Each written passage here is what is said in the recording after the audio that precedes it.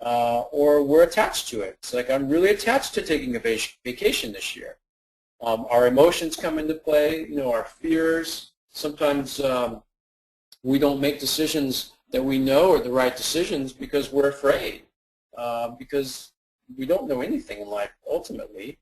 There's a whole list of things here. I'm not going to go through these in detail. I just want you to see that this is how we're typically making our decisions, and I go over this in much more detail in my classes.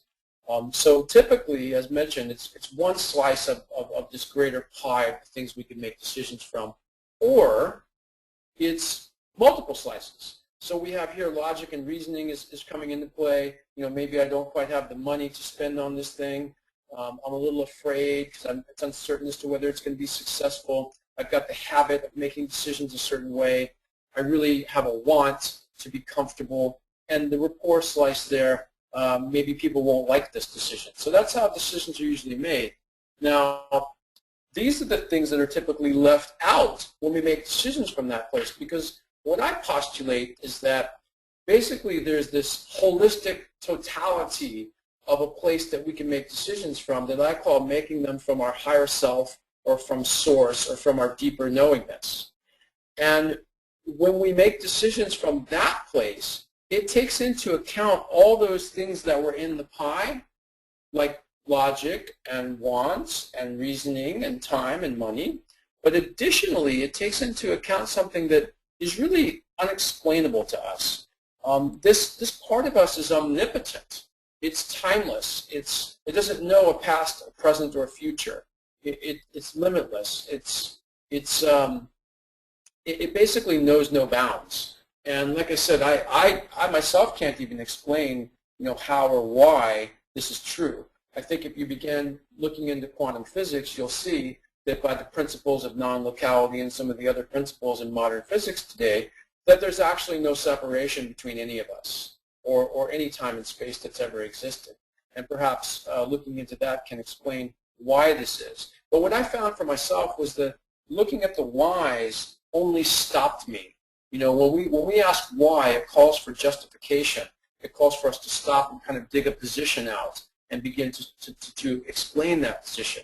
So I basically just let the whys go and decided, well, what happens if I just try this stuff out and don't need to know why? And that's when my life started taking off, and the clients began showing up, and the sales went through the roof, because I let go of the need to know how intuition works and just decided to practice it. And so from there, I got to this place here where I'm making what I call the highest choice. It doesn't discount logic or reasoning. It includes it along with everything else. And so that's what I'm talking about when I talk about intuition, is making decisions from this greater place, from this place of I call it omnipotence. And so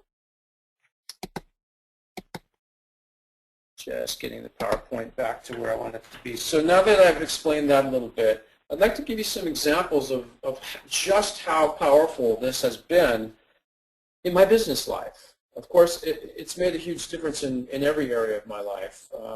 If I were to draw a little pie chart and pie out the different areas of my life, health and relationships and career and wealth and partnerships and all the things that are important, I'm at very high levels of fulfillment in all of those areas, and I attribute that in large part to being able to follow my intuition, which has come from a practice.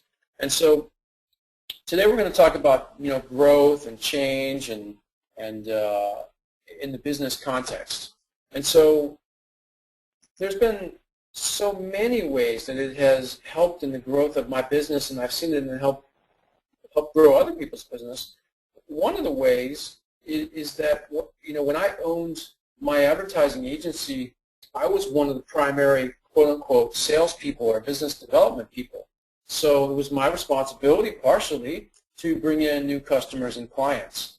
And I noticed that I would go out and prospect. I'd drive around the city I lived in, and I'd write down the names of advertisers I would see out on billboards and other advertising. And I'd look for the criteria that I knew would be good customers for me. smaller businesses that were growing, that were starting to advertise more, the basic things anybody would look for when prospecting in my business. And then I go back to my office and I'd have a very long list of prospects and I just start calling them. And, maybe 15% of those would end up being customers of mine. Well, one of my teachers, I was watching her lecture one time, and she said that she had an 80% closing ratio when she was in the advertising business. And this was a spiritual teacher of mine, and so that fascinated me. So I asked her, how did you do that? How did you have an 80% closing ratio? And she said to me, I only called on people who were going to buy. Now that fascinated me. How did you only call on people who were going to buy? And, her answer was fascinating. She used to pick up the yellow pages. Now, she was selling a different kind of advertising than I was.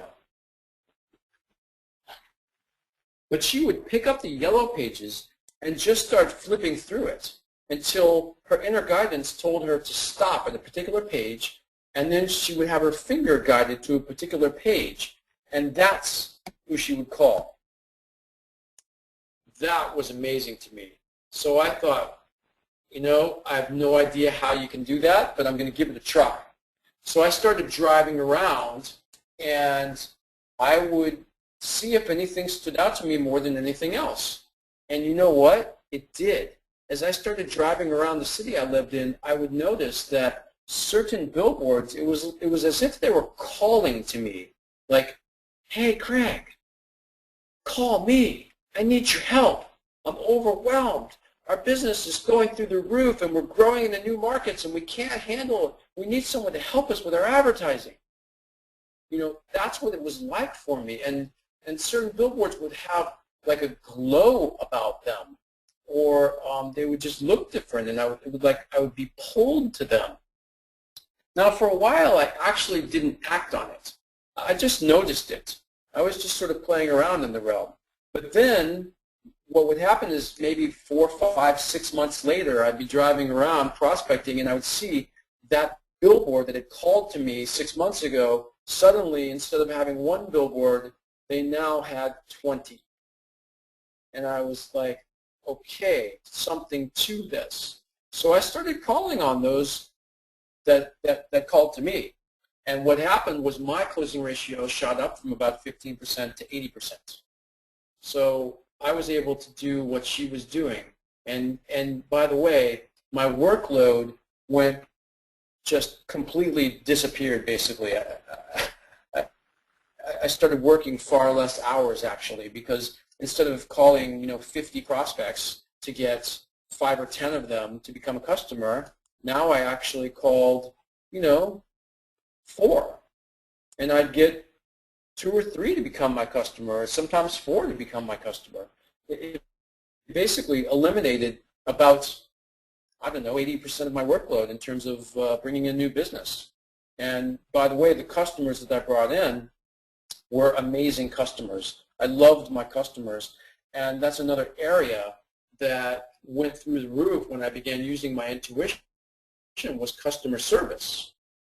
Because, there's a lot to what to say and when to say it to customers. For example, one of my longest customers, oldest customers, was a very large fashion company that had some very high-profile billboards that they placed with me. They spent about $1 million a year with me, and I had a very close relationship with them. And they were somewhat demanding in their needs, and when they called and they said jump, I always asked how high. I took their calls immediately, and I handled whatever they needed immediately.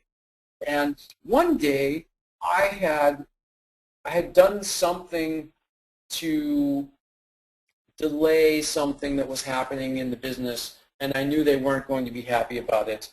And I would like to have done it differently, but I couldn't. And so he called me on the phone, and the receptionist said that it was him on the phone.